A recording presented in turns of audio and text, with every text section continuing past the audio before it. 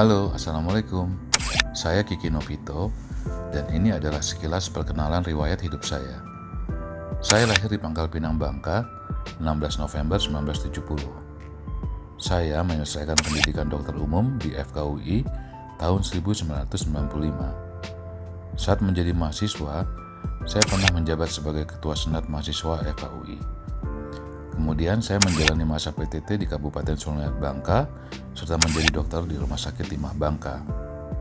Tahun 2000, saya sangat beruntung dapat memulai pendidikan spesialis ortopedi di Departemen Ortopedi FK Universitas Padjadjaran, Bandung, dan selesai pada tahun 2005. Setelah itu, saya langsung bekerja di Rumah Sakit Timah, Pangkal Pinang, Bangka. Pada tahun 2009, saya melanjutkan fellowship artroplasti di Leiden University Medical Centrum, Belanda. Kemudian saya menetap di Jakarta sampai sekarang. Saya juga ikut serta membantu proses pendirian IHKS bersama para senior dan menjabat sebagai sekjen dari awal terbentuknya sampai tahun 2019.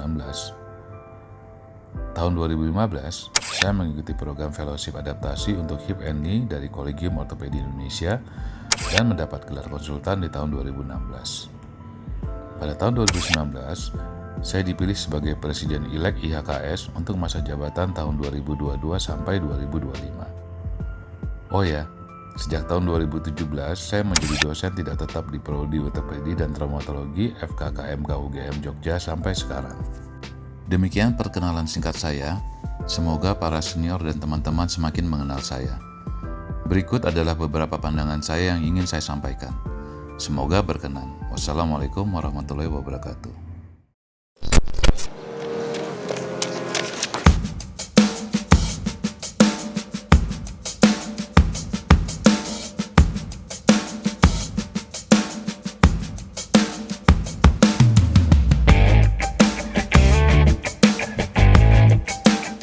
Assalamualaikum warahmatullahi wabarakatuh. Salam sejahtera. Halo, nama saya Kiki Novito. Perkenankanlah saya memperkenalkan diri sebagai salah satu kandidat calon ketua PABOY untuk 2025-2028. Saat ini saya tinggal dan bekerja di Jakarta.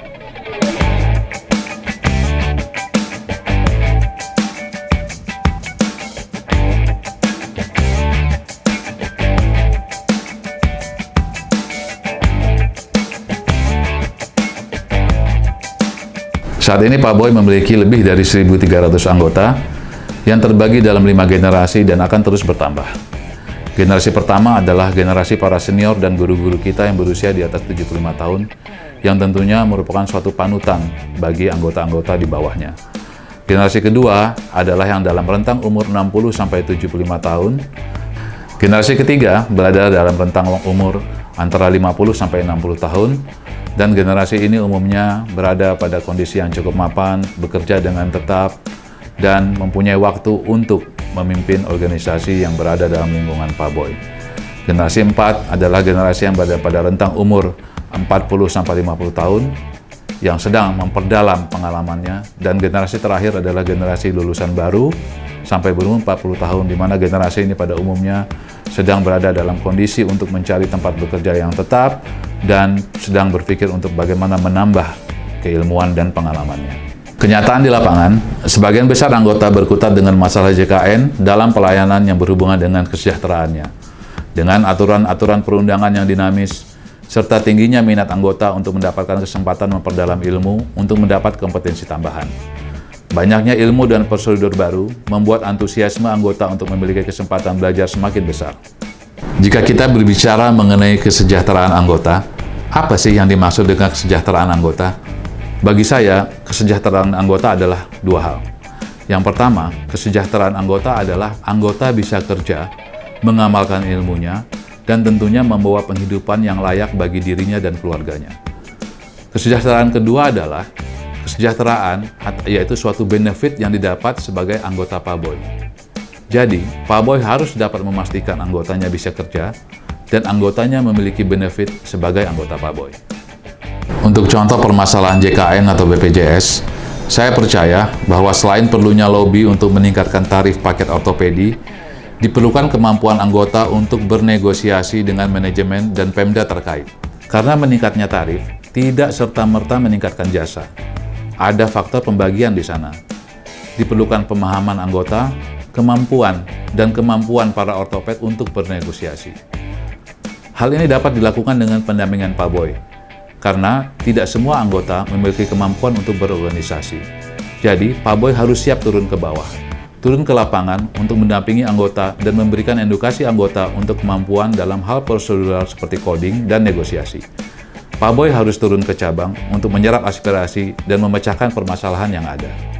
Dalam hal pendalaman ilmu, Pak Boy harus dapat mendukung penuh aspirasi anggota untuk mendapatkan pendidikan tambahan yang tidak harus berupa pendidikan SP2.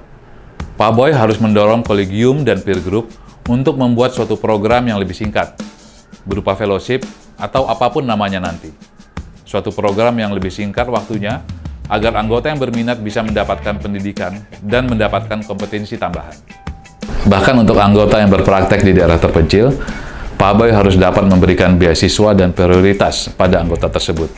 Ini dapat menjadi insentif bagi anggota Pak Boy yang bekerja di daerah terpencil.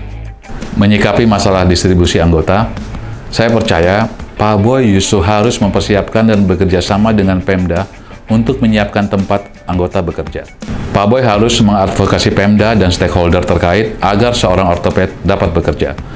Dengan demikian, seorang ortoped mau bekerja sukarela di suatu daerah dan kesejahteraannya dapat terjamin.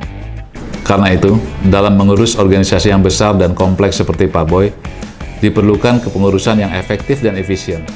Karena pada dasarnya, hakikat organisasi adalah pendelegasian tugas dan wewenang untuk mencapai tujuan. Organisasi tidak dapat dijalankan dengan one-man show, paksaan, atau doktrin.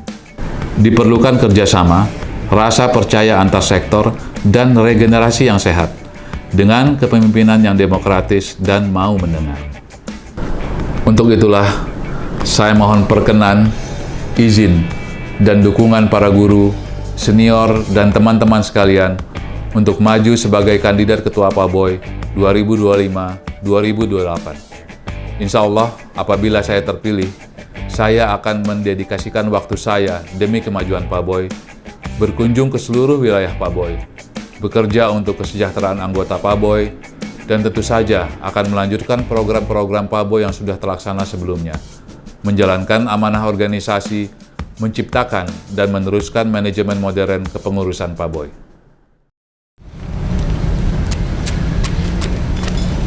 Saya Kiki Novito, kandidat nomor urut 3. Pak Boy untuk semua orang, Pak Boy easy for everyone. Assalamualaikum warahmatullahi wabarakatuh.